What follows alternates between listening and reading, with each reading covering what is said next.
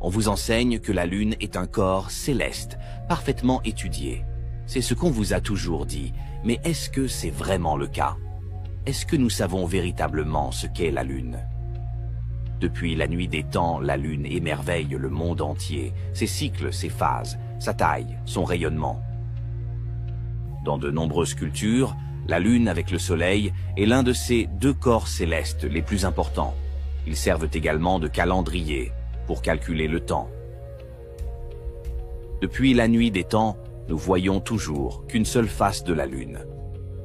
Mais pour le modèle officiel, la soi-disant explication pour la Lune est qu'il lui faut exactement le même temps pour tourner sur son axe que pour orbiter autour de la Terre, c'est-à-dire un peu plus de 27 jours, en tenant compte de la version selon laquelle notre monde est une sphère folle en rotation, qui flotte dans l'espace et qui danse la valse avec d'autres planètes. Mais si c'était le cas, comment expliquer l'étonnante coïncidence des vitesses de rotation supposées de la Terre et de la Lune autour de son axe, de sorte que la Lune montre toujours la même face à la Terre? Un mécanisme parfaitement synchronisé qui laisse la science dans une zone d'ombre totale dans le modèle de l'univers, en expansion où tout bouge à des vitesses inimaginables. L'astronomie nous enseigne que la formation du système solaire a commencé il y a environ 4,6 milliards d'années, et que cela s'est formé par le biais d'une explosion chaotique, d'une petite portion d'un nuage moléculaire immense. Pour eux, la vie aurait émergé à partir d'un royaume chaotique et confus. Mais quel pourcentage de probabilité y a-t-il pour que la Lune et le Soleil se soient synchronisés accidentellement avec une précision millimétrique?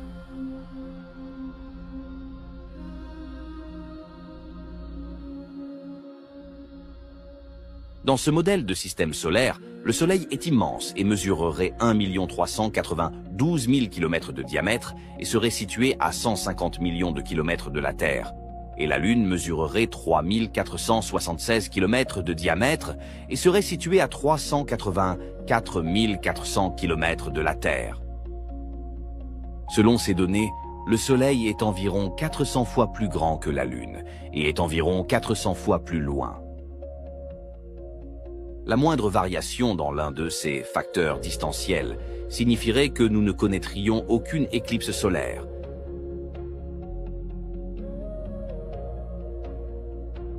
Mais il est frappant de constater qu'avec ces grandes différences de taille et de distance, la Lune et le Soleil semblent avoir la même taille. Le diamètre angulaire de la Lune et du Soleil avoisine 0,53 degrés, et c'est précisément pour ça qu'ils s'éclipsent parfaitement. Officiellement, il est mentionné que c'est parce que l'emplacement de la Terre est à un point précis, et un pur hasard du fait que nous les voyons de la même taille. Se pourrait-il qu'ils soient en réalité de la même taille? Ce que nous voyons de la Lune et du ciel n'a jamais changé au fil du temps. Le ciel reste toujours le même.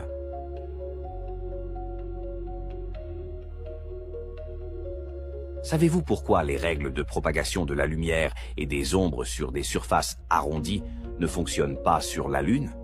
Par exemple, une ombre se déplace toujours naturellement sur différents types de surfaces et prendra toujours la forme de la surface sur laquelle elle est projetée. Mais cela n'arrive jamais à la surface de la Lune lors d'une éclipse.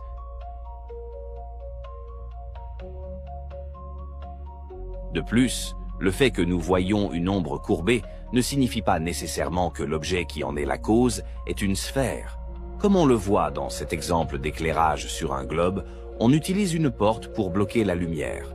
L'ombre de la porte semble courbée à cause de la convexité de la sphère, bien que l'objet qui la provoque est une simple porte. Mais dans le cas de la Lune, la déformation de l'ombre semble différente. La diffusion de l'ombre est vraiment étrange. Sur une sphère, l'ombre est plus diffuse sur les bords et plus nette dans la partie centrale qui dépasse de la courbure. Mais sur la Lune, lors d'une éclipse, ce phénomène ne se produit pas. Il y a aussi le facteur d'ombre en forme de S. L'ombre en S est provoquée lorsqu'un objet rond, sphérique ou courbé passe sur une surface sphérique. Quand l'ombre se déplace sur la sphère, elle prend le contour, elle suivra toujours les bords les plus proches en raison de la perspective. Quand l'ombre passe le point médian, elle commence à s'incurver. Mais quand nous voyons une éclipse lunaire, cette courbure n'est pas visible, pas d'étirement et pas de changement dans la netteté des ombres. En fait, à chaque éclipse lunaire, on dirait qu'il y a un objet circulaire et plat en mouvement comme on le voit dans cet exemple. Alors que l'ombre circulaire passe sur la Lune, elle conserve sa forme circulaire tout au long du trajet sans la modifier. Il ne s'étire pas, ne se déforme pas, et le S ne se forme pas.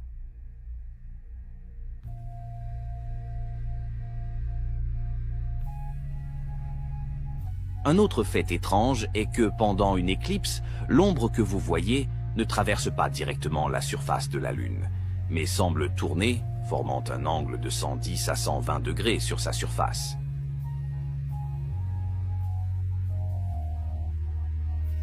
Dans les exemples suivants d'éclipses lunaires, notez que l'ombre ne passe pas directement sur la face de la Lune, mais semble soudainement faire demi-tour à mi-chemin. Il s'agit d'un time-lapse d'une éclipse lunaire de mars 2007. C'est une autre éclipse d'octobre 2004 prise à Hayward, en Californie. Il s'agit d'une éclipse lunaire de septembre 2015 en Europe. Il s'agit d'une éclipse lunaire de janvier 2018 prise par l'observatoire Griffith. Et voici une vidéo de l'éclipse lunaire de décembre 2010 en Floride. L'ombre ne se déplace pas en ligne droite, et attention, certaines séquences d'éclipses sont des montages, peut-être pour des raisons artistiques et pour la faire paraître ainsi. Il y a aussi quelque chose d'étrange avec la lumière de la Lune. Pourquoi la Lune brille-t-elle en fonction du Soleil, mais sa lumière est froide?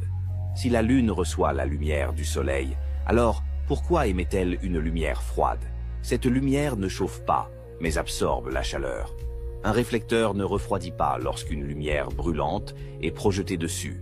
Et normalement, la lumière réfléchie doit être de la même couleur et avoir les mêmes propriétés que la source. Seule l'intensité ou la quantité doit varier. Cela ne se produit pas sur la Lune, elle ne reflète pas comme une sphère.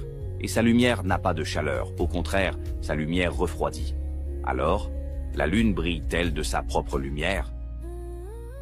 À moins que la lumière du Soleil à l'origine soit également froide et d'une nature différente, comme l'énergie électromagnétique, la chaleur que nous percevons est peut-être le résultat d'autres facteurs. S'il n'est possible de voir qu'une seule face de la Lune, personne ne peut affirmer qu'elle est un corps sphérique.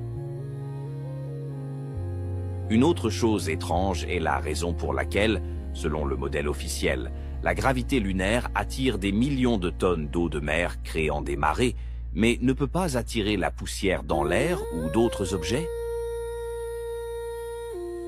La Lune pourrait apparemment avoir une influence magnétique sur la Terre et sur les êtres qui vivent dessus, mais c'est quelque chose de très différent de la théorie de la gravité. Pourquoi y a-t-il si peu d'images réelles de la Lune? Tout ce que nous voyons de la Lune ici dans notre monde n'est qu'au travers de télescopes, de caméras et de photographies, avec des téléobjectifs ou des zooms. Pourquoi les agences spatiales ne pourraient-elles pas fournir de vraies images de la Lune prises depuis l'orbite supposée de la Terre? Les agences spatiales, américaines, russes, européennes et chinoises, dépensent des milliards de dollars dans des programmes de recherche et les résultats de ces mêmes programmes sont plus que douteux. Un article a été publié sur le site web de la NASA et une vidéo dans laquelle un vaisseau spatial aurait filmé le mouvement de la Lune autour de la Terre en 2015. Dans la vidéo, vous pouvez voir la face opposée de la Lune. Mais la Lune passe autour de la Terre et n'a pas tourné d'un seul degré sur son axe. Regardez comme c'est ridicule. On dirait qu'ils ont inséré un cercle et une sorte d'animation pour donner du mouvement. Il n'est pas nécessaire d'être un génie pour se rendre compte que ces images ne sont rien de plus qu'une animation générée par ordinateur. Ils nous montrent une sphère parfaite, dans une longue période de temps pendant laquelle les nuages restent les mêmes, et une lune très peu convaincante. Pourquoi y a-t-il des cratères sur la Lune de forme polygonale? Si nous regardons la Lune avec un télescope, nous voyons qu'il y a ces formes qu'on appelle des cratères et qui auraient été causés par des météores frappant à répétition sa surface. Le plus étrange, c'est que ces cratères semblent avoir la même profondeur, et même encore plus étrange, beaucoup ont une forme hexagonale. Cela peut être observé et vérifié par les astronomes professionnels ou amateurs avec un télescope. Comment peuvent-ils avoir cette forme hexagonale s'ils étaient le résultat d'un impact? Il peut y avoir des hypothèses, mais personne ne pourra vraiment l'expliquer. Malheureusement, si nous cherchons des images de la Lune sur Internet, nous allons trouver un mélange d'images réelles et celles de la NASA et d'autres agences, qui sont des fakes mais publiées comme preuves réelles. Pourquoi la Lune est-elle parfois illuminée d'un côté opposé par rapport à l'emplacement du Soleil? En observant les cycles lunaires, on peut remarquer que la Lune semble refléter de la lumière, mais pas celle du Soleil, car il se trouve en dessous de cette perspective. Il arrive parfois que la Lune soit illuminée d'en haut, alors que le Soleil se trouve sous l'horizon. Cela ne correspond pas à la perspective que l'on devrait observer. Mais alors, d'où vient cette lumière?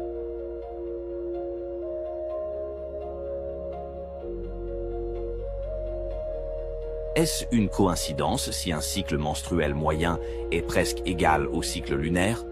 Dans la vision du monde de nos ancêtres, la femme était autrefois associée à la Lune et l'homme au Soleil. Peut-être que ce n'est pas juste une croyance. Et existe-t-il un véritable lien entre l'homme et la femme, le Soleil et la Lune, et que la science moderne cherche à occulter? Pourquoi la maturation de l'ovule, qui s'étend sur environ 28 jours dans le cycle menstruel, paraît-elle suivre le rythme du cycle lunaire dans le ciel? Dans l'histoire et de nos jours, il existe d'innombrables cas dans lesquels les peuples se sont révélés plus sages et plus visionnaires que les approches scientifiques. De même qu'il existe aussi de nombreuses superstitions et croyances sur la Lune. En astrologie, elle joue un rôle très important aussi. Et on dit aussi que la Lune peut modifier nos humeurs. Elle a également un effet sur les animaux et les plantes. Tout ce qu'ils expliquent sur la Lune officiellement, ce sont en fait des théories et des hypothèses qui n'ont aucun fondement réel. La Lune reste donc un mystère pour tout le monde.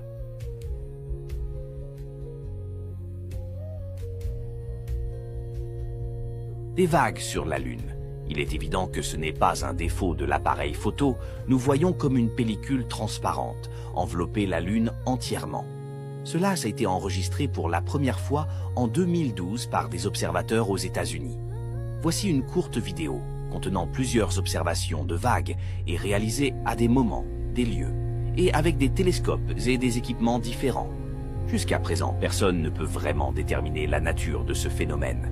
La tête de globe ne pourront jamais répondre à ce genre de questions. C'est un mystère total.